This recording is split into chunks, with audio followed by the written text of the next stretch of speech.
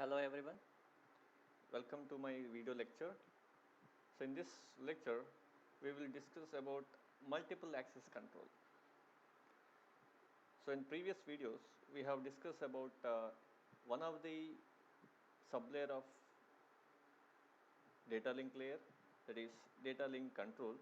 In this video, we will discuss about another sublayer, that is multiple access layer or multiple access control layer. So we'll begin with, so what is the requirement for multiple access control? So normally we have different types of connection. One is point to point connection and broadcast connection, that is multi-point connection. So this multiple access control is required whenever there is a multi-point connection. For example, we consider the point to point connection. So why there is no requirement for point to point connection means the given link is shared between only two devices. So if I consider two devices are connected to each other by using a point to point connection. Now here this entire capacity of the link is shared between only two devices. So that is why there is no protocols are required to control the access. So whenever this particular link is duplex link, so then obviously two stations can transfer the data at any given time. Okay, so that is why whenever we have a point to point connection, there is no requirement for multiple access control layer. So but whenever we have multi point connection, that means whenever more than two devices are connected to a link, or whenever we have a broadcast link, then we need to have some protocol to control the access. That means at a given time which device can access the link to transfer the data. So whenever all the devices are accessing the data link at the same time, obviously there will be a congestion, or there will be a collision between the packets or frames, and all the frames will be get lost. So that is why we need to have some protocols to control this access.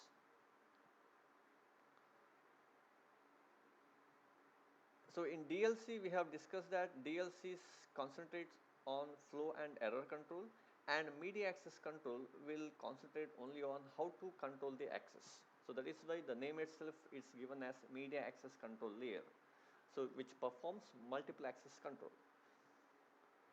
So whenever we discuss the protocols, various protocols, the entire protocols are divided into three different types. One is called as random access protocols, controlled access protocols, and channelization.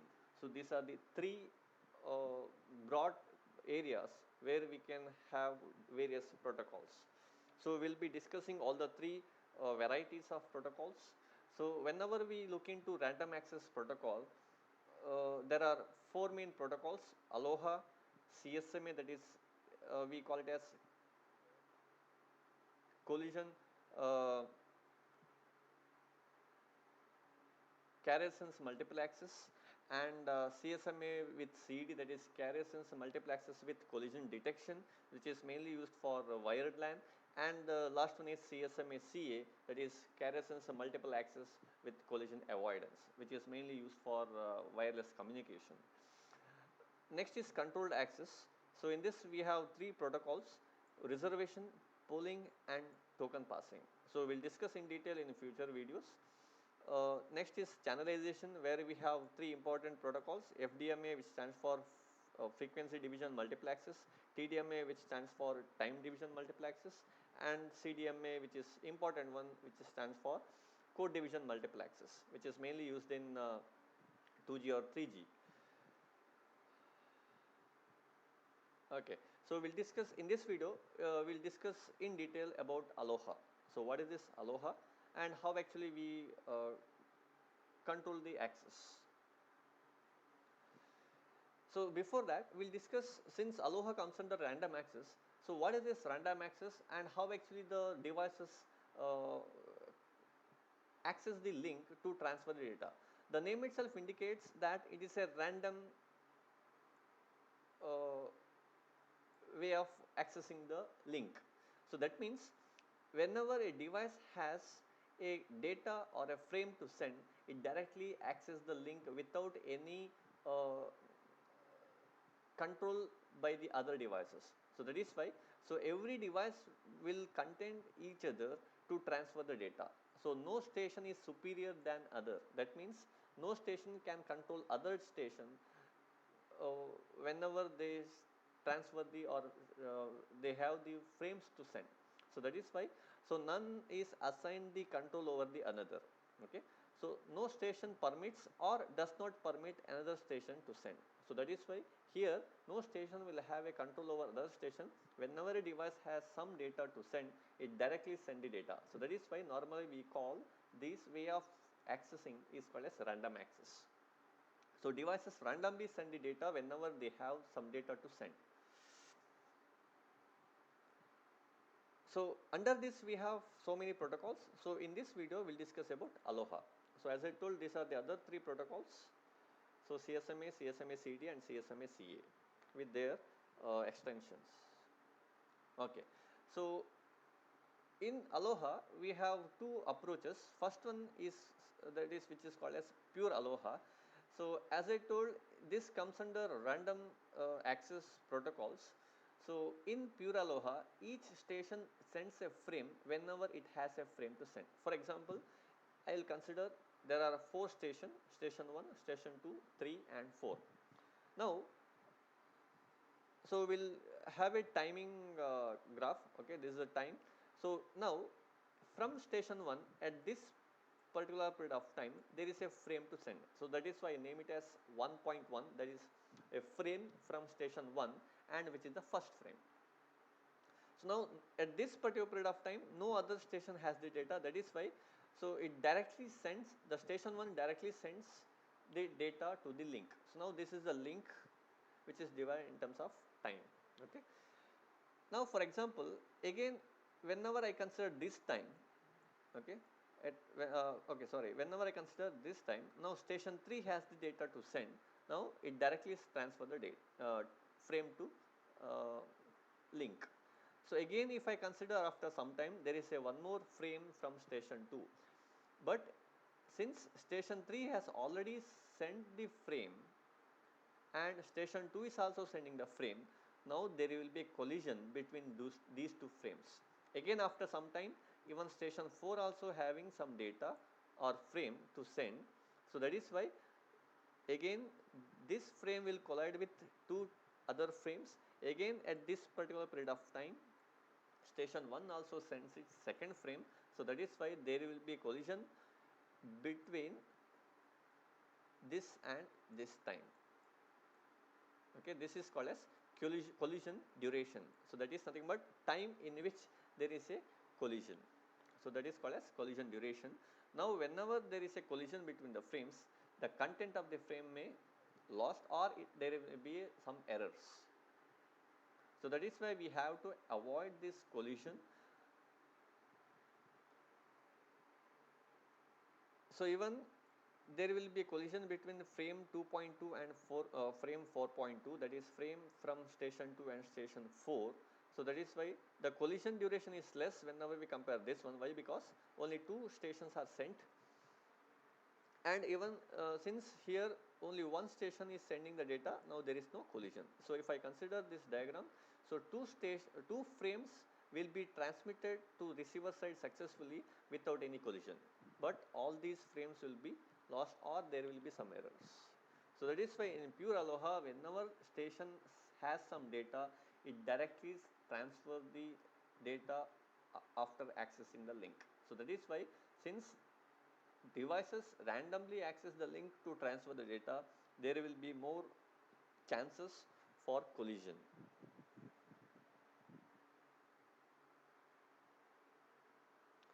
So if I look into the procedure, how actually pure Aloha works, so this is the flow diagram, or we can say a flow chart, which shows you how actually the pure Aloha works.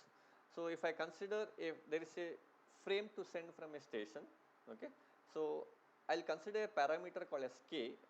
So I'll tell you what is the requirement for k. So k is nothing but number of attempts for sending the frame. Okay, initially it is initialized to 0, and whenever there is a data to send, it directly transfer the frame. After accessing the link, it transfers the frame to the link. Now once it sends the frame, it wait for some time which is equal to 2 into TP, where TP is nothing but maximum propagation time. Okay, so I think you already know what is propagation time. So actually it is time taken to transfer the first bit of the data from sender to receiver. So here, after sending the frame, a station will wait for twice the TP, that is propagation time, for receiving the acknowledgement. So here in Aloha, acknowledgement will be used as confirming whether the frame has reached to the receiver or not. So it will wait for this much period of time after sending the frame. So this is nothing but a timer. Okay. So once this time expires, for example, before this time expires, if acknowledgement is received, then the frame is received by the receiver successfully. Otherwise, if acknowledgement is not received within this time period, then the frame has to be resent. So that is why whenever I retransmit the frame, I will increment the k value by 1. So that is why k will track how many number of times we are transferring the same frame, or how many times a frame is retransmitted. So that is why initially whenever I am sending the frame, it is initialized to 0. Whenever I retransmit the frame same time, I will increment by 1. Now here again we have a limits or a limitation how many times we can able to transmit the same frame. So that is why, so we keep a threshold value which is called as Kmax. So normally it is kept as 15. If this K value is maximum or larger than this Kmax, for example, a frame is attempting for the 16th time. In this case, I am considering Kmax is equal to 15. Now, once K becomes 16, that means single frame is trying to transmit it for 16th time. Now, in that case, I cannot transfer the same frame at that particular period of time. So that is why the station will abort for some time, and after some time it will try to transfer the data. So this is for reducing the collision. Okay. Now if this k value is lesser than this k max, then before the station retransmit the frame, it has to wait for some time. So that waiting time is called as back off time, which is called as TB time. So TB stands for back off time. So this back off time is nothing but where the station wait for retransmission. So this TB is nothing but R into TP or R into frame transmission time. So TFR stands for frame transmission time. So now what is this R? So R is nothing but a number between 0 to 2 to the power k minus 1. So here the possible values of R lies on this k value. So if the k values increases, the range of R also increases. Okay. So we'll see how with the example. So here R will be chosen between 0 to 2 to the power k minus 1. For example, if k is equal to 1, then R will be between 0 to 2 to the power 1 minus 1. So that is nothing but 0, 1. So these are the possible values for R, 0 or 1. So I will choose any one number, either 0 or 1. So then I will wait for that much R into TP number times. Okay. So that much period of time will be waited by a station for retransmission. So for example, if I consider TP is equal to 2 seconds. So now, and if I choose R is equal to 1, then a station has to wait before it retransmission. the station has to wait for 2 seconds. So then only it can retransfer the same frame.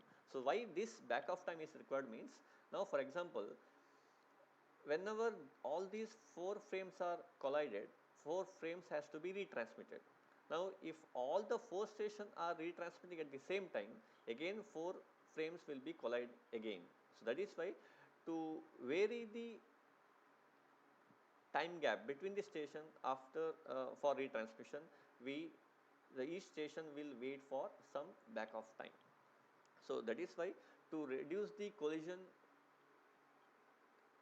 chances, the station will wait for some period of time before it retransmit the frame. So that time is called as back of time, which is nothing but R into TP.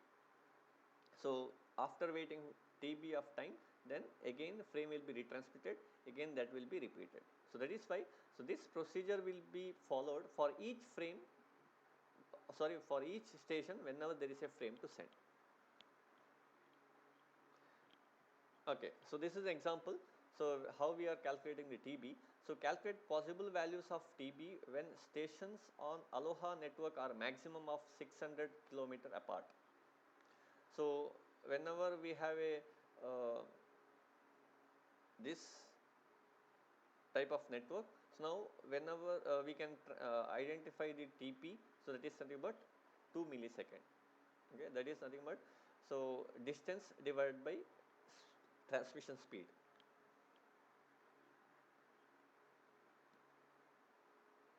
So we are getting 2 millisecond. So once we have TP, then whenever my k is equal to 1, so the possible values of R will be either 0, the possible values of TB will be either 0 millisecond or 2 millisecond. Why? Because, so here R will be, whenever k is equal to 1, R will be either 0 or 1. So whenever I choose R is equal to 0, then TB will be 0 millisecond. Why? Because TB is nothing but R into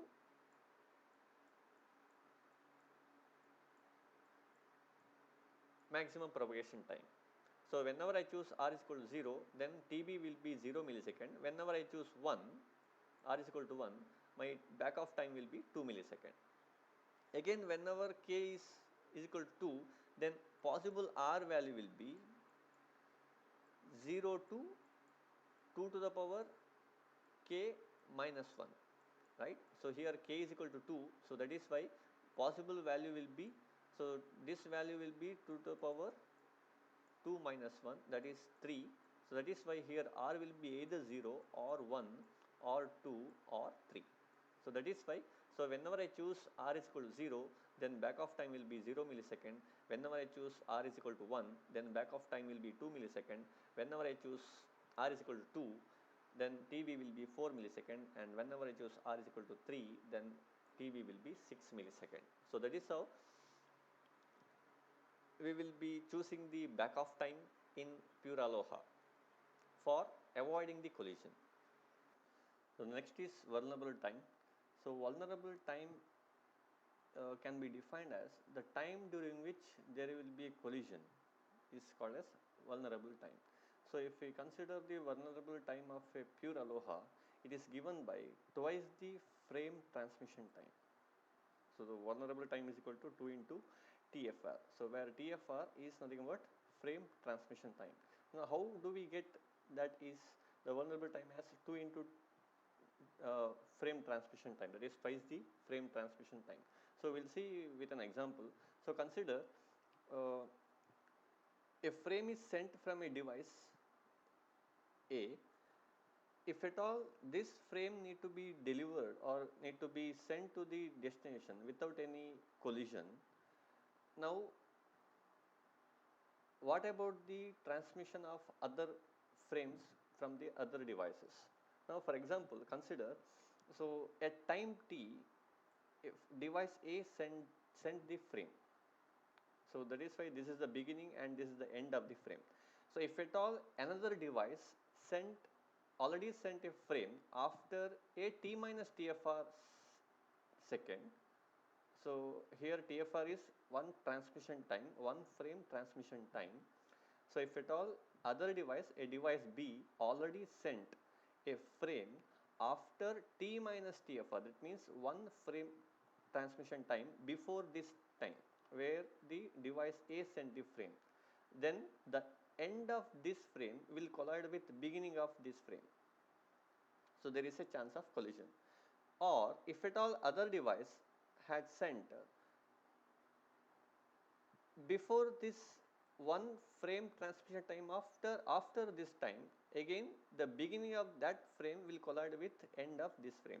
So that is why if at all there is uh, no collision, then at least none other device shouldn't have sent frame one frame transmission time of before this or after this. So that is why we consider total time is 2 into TFR. So if at all before this time any other device sent this, the frame may not collide with this one, or if at all other device sent after this time, then also there will not be any collision. But if at all a device sent after this time or before this time, then there will be a possible collision. So that is why at least there should be a time that is twice the frame transmission time. There should not be other devices send the frame. So then there will not be any collision. So that is why we consider vulnerable time as 2 into TFR for pure aloha. Okay, so next is throughput. So throughput of pure aloha. So throughput is nothing but total amount of frames reached the destination without any collision. So what is the percentage of frame is received by the receiver without any collision? That is the throughput. So in pure aloha, the throughput is directly given as g into e to the power minus 2g exponential. So where g is nothing but the average number of frames generated by the device in one frame transmission time. So g is the average number of frames generated in one frame transmission time. So that is given by g. So that means whenever we have a value of this g, then we can able to identify what is the throughput of pure aloha. So it is given that the maximum throughput we get whenever g is equal to half, that is 1 by 2. So we'll see with an example. So how do we calculate the throughput of pure aloha? So consider this example, a problem. A pure aloha network transmits 200 bit frames on a shared channel of 200 kbps, so kilobits per second. What is the throughput if the system produces 1000 frames per second, 500 frames per second, or 250 frames per second? So now we need to calculate the throughput in 3 different cases. So before that, so here we need to identify what is the value of g. So how to calculate the value of g? For that we should consider the one frame transmission time. So here how to calculate the one frame transmission time? So it is given with what is the length of the frame, that is what is the size of the frame, and what is the bandwidth. So that is why we can able to identify the frame transmission time. So frame transmission time is nothing but size divided by bandwidth. So 200 is the size, 200 bits, and 200 kbps is the bandwidth. So 200 into 10 to the power 3. So because it is given in kbps. So now this gets near equal to 1 millisecond. So that is why our frame transmission time is 1 millisecond. But whenever we have 1000 frames per second, then how many frames are transferred in 1 millisecond? So since we need to consider in 1 millisecond, because frame transmission time is given in 1 millisecond, that is why how many frames are sent in 1 millisecond. Okay, if 1000 frames are sent in 1 second, then how many frames will be sent in 1 millisecond? That is nothing but 1. So that is why here number of frames generated in 1 millisecond is nothing but 1. So that is why G is equal to 1. So once we have the value of G, then we can able to calculate what is the throughput. So here directly apply the value of G to the formula. So S is equal to G into e to the power minus 2G. So nearly we will get 0.135, that is nothing but 13.5%. So convert this into percentage, you will get 13.5%. So next case, 500 frames. So whenever it is 1000 frame per second, nearly in 1 millisecond we will be generating one frame. If it is 500 frames per second, then we will generate half of the frame. So that is why here G value will be 1 by 2 or 0.5. So again you apply this G value to this formula and you will get 0.184, which is nothing but 18.4%. So like that, in this case G will be 1 by 4 or 0.25. So apply for this formula and you will get 0.152, that is 15.2%. Now if I consider all the three cases, you will get maximum throughput whenever G is equal to half. So that's what they have given. So you will get the maximum throughput whenever G value is equal to half or 0.5. Okay, so now we have seen what is the pure aloha.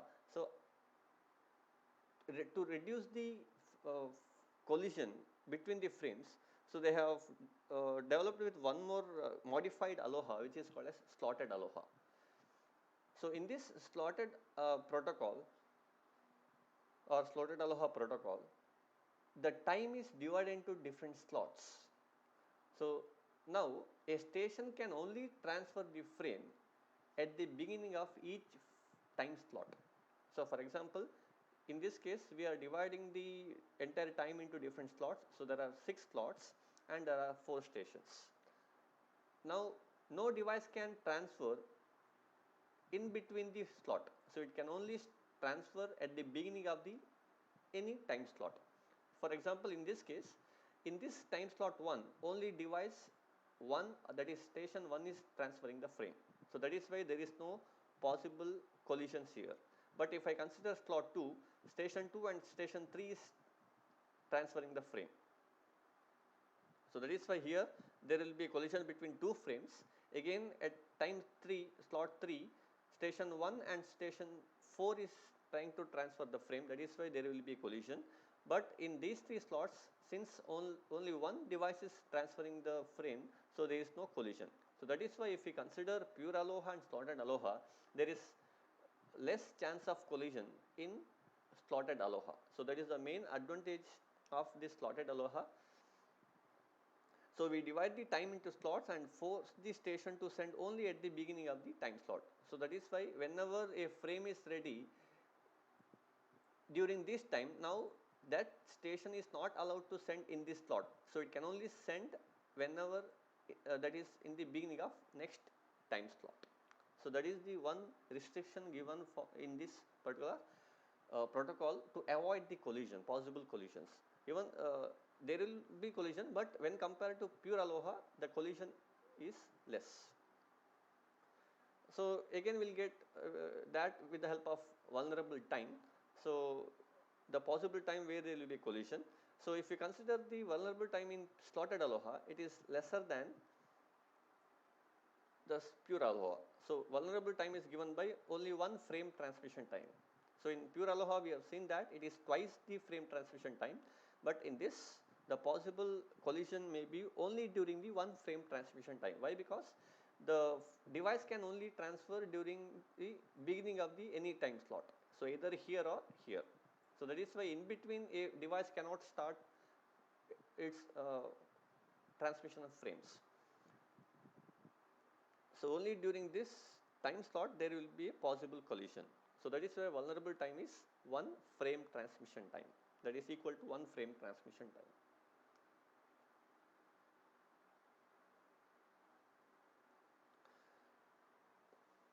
So throughput of slotted aloha, so it is given with direct formula. So S is equal to G into e to the power minus G, not minus 2G here. Okay. So in in terms of pure aloha it was g into e to the power minus 2g. In terms of slotted aloha, throughput S is equal to g into e to the power minus g. So where again g is nothing but it is the average number of frames generated per one frame transmission time, and maximum throughput they found whenever g is equal to 1. So we'll see with an example. So I'm considering same example, but in this case we are considering slotted aloha. So we need to change only the formula. So again g remains the same. So slotted aloha network transmits 200 bit frames using a shared channel with 200 kbps bandwidth. So bandwidth is given and frame size is given. So first you have to calculate the frame transmission time. So again you will get 1 millisecond. So I'm not going to explain again. So that is why, so whenever 1000 frames per second is generated, so g is equal to 1, and in this case g is equal to 0.5 or 1 by 2, and in this case g is equal to 1 by 4 or 0.25. So that is why apply to this formula. So g is equal to, in this case g is equal to 1, so you will get 0.368, so which is nothing but 36.8%, and in second case whenever g is equal to half you will get 30.3%, and in third case whenever g is equal to 1 by 4 you will get 19.5%. So that is why the highest throughput you got at g is equal to 1. So what is the meaning of this 36.8%? Out of 1000 frames, 360 frames will be transmitted successfully without any collision, or out of 100, 36 frames will be sent without any collision. So that is the meaning of this throughput.